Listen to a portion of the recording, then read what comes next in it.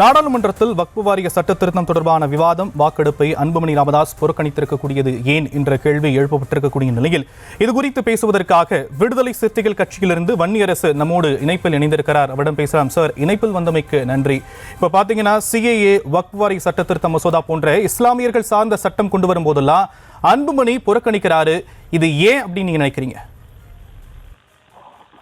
இல்ல, அது பாரதிய ஜனதா கட்சியோடு அவர் தொடர்ந்து கூட்டணியில் இருக்க வேண்டும் என்பதை தாண்டி அவர் மீதான அந்த மருத்துவத்துறை ஊழல் அப்படிங்கிறது ரொம்ப முக்கியமானது. அது மத்திய பிரதேச மருத்துவக் கல்லூரியில் அனுமதி கொடுக்கப்பட்ட தொடர்பாக அந்த ஊழல் சிபிஐ வழக்கு மேற்கொள்ளப்பட்டு வருகிறது. இந்த வழக்கிலிருந்து தன்னை விடுவித்து கொள்ள வேண்டும் என்பதும் ஒரு மிக முக்கியமானது.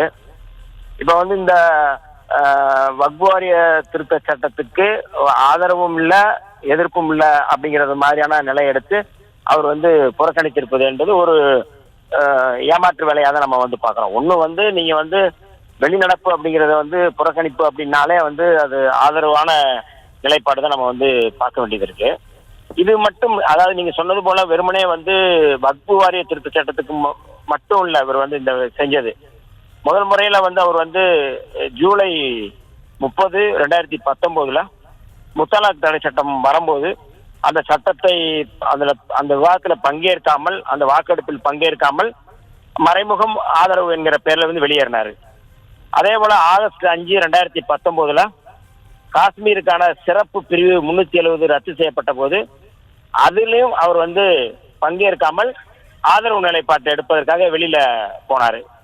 அதே போல டிசம்பர் 11, 2019 நீங்க சொன்னது போல குடியுரிமை திருத்த சட்டத்துக்கு அறிமுகம் செய்யப்பட்ட போது அந்த சட்டத்துக்கு ஆதரவாக அதில் பங்கேற்று ஆதரவாக வாக்களிக்கிறார். இதுல அவர் வெளிநடப்பு செய்யல, அவர் ஆதரவாக வாக்களிக்கிறார். அதே போல செப்டம்பர் 20, 2020 வேளாண் திருத்த சட்டம் அதுல அவர் வெளிப்படையாக அதுல பங்கெடுத்து அந்த விவசாயிகளுக்கு எதிரான ஒரு நிலைப்பாட்டில் வாக்களிக்கிறாரு. இப்ப மாநில உரிமைகள் தொடர்பாக குறிப்பாக மக்கள் விரோத செயல் திட்டங்களை கொண்டு வருகின்ற பாஜகவினுடைய எல்லா சட்டங்களையும் நேரடியாகவும் மறைமுகமாகவும் ஆதரித்து வந்தவர் மரியாதைக்குரிய அன்புமணி ராமதாஸ் அவர்கள். ஆனா இங்க பேசும்பொழுது நாங்க மாநில உரிமையை பத்தி பேசுறோம் அப்படின்னு சொல்றது அல்லது நாங்க மக்களுக்காக நிக்கிறோம் அப்படிங்கிறது வெளிப்படையாகவே ஒரு ஏமாற்று நாடகம், அரசியல் நாடகம் செய்யக்கூடியவர் தான் மருத்துவர் ராமதாசும் அன்புமணி ராமதாஸ் அவர்களும். இப்போ நீங்க பாத்தீங்கன்னா ஜனவரி 31 தொடங்கிய இந்த மாநிலங்களவை அமர்வு 267 நாட்கள் நடந்தது. இதுல 25 நாட்கள் தான் அவை நடைபெற்றது. 267 நாட்கள் நடைபெற்ற அந்த இதுல 25 நாட்கள் அவை நடைபெற்றது. இதுல அவர் பங்கேற்றது, அன்புமணி ராமதாஸ் மொத்தமா பங்கெடுத்தது 6 நாட்கள் மட்டும்தான். மொத்தமாவே 267 நாட்களில் 6 நாட்கள் மட்டும்தான் அவர் பங்கெடுத்திருக்கிறாரு மரியாதைக்குரிய அன்புமணி ராமதாஸ் அவர்கள்.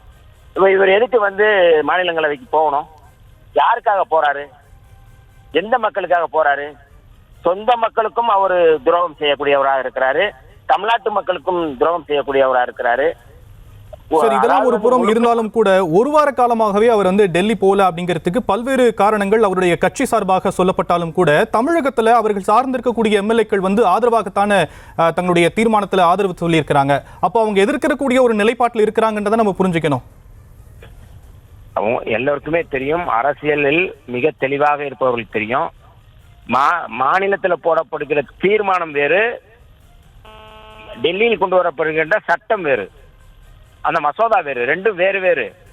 இந்த தீர்மானமே மசோதாவை வக்ஃபு வாரிய திருத்த சட்டத்தை நீங்க நடைமுறைப்படுத்தக்கூடாது அப்படிங்கிற தீர்மானம் தான் இது. தீர்மானம் தான் இது, சட்டம் இல்லை இது. இதுல எந்த பயனும் இல்லைங்கிறது சாதாரணமா அரசியலுக்கு அப்பாற்பட்டு இருக்கிறவங்களுக்கே தெரியும் போது பாட்டாளி மக்கள் கட்சி நண்பர்களுக்கு தெரியாதா? சட்டமன்ற உறுப்பினர்களுக்கு தெரியாதா? இது உப்புச்சப்பு இல்லாம இதை பண்றாங்கன்னு தெரியாதா? இதுல என்ன அதிகாரம் இருக்குங்கிறது தெரியாதா? ஒரு எதிர்ப்பு மனநிலையை தமிழ்நாடு மக்கள் புரிந்து கொள்ள வேண்டும் என்பதற்காகத்தான் அதை ஒரு அடையாளமான தீர்மானம் தான் ஒழிய இதுக்கு எந்த அதிகாரமும் இல்லைன்னு தெரியாதா? அதனால இது எல்லாமே அரசியல் நாடகம். பாமக எப்போதுமே ஒரு நாடக அரசியல் செய்யக்கூடிய ஒரு கட்சி. எந்த மக்களுக்கும் உண்மையா இருக்கக்கூடியதல்ல. இந்த அதிமுக ஆதரவால தான் வந்து அவங்க வந்து அவர் மாநிலங்களவை உறுப்பினர் ஆனாரு. அந்த கட்சிக்கும் அவர் துரோகம் செஞ்சுட்டு தான் வந்து அவருடைய செயல்பாடு இருந்தது. அதனால வந்து வக்பு வாரிய திருத்த சட்டத்தை வந்து அவர் வந்து புறக்கணிச்சிருக்கிறாரு அப்படிங்கிறது வந்து அது ஒரு அதிர்ச்சிகரமான செய்தி இல்லை. அவருடைய இயல்பான ஒரு அரசியல் பயிற்சி தான் அல்லது அரசியல் செயல்பாடு தான் அப்படிங்கிறது எல்லாருடைய கருத்தும் அதுதான். விடுதலை சிறுத்தைகளுடைய கருத்தும் அதுதான். நன்றி சார். இணைப்பில் வந்து உங்களுடைய கருத்துக்களை பகிர்ந்து கொண்டமைக்கு நன்றி.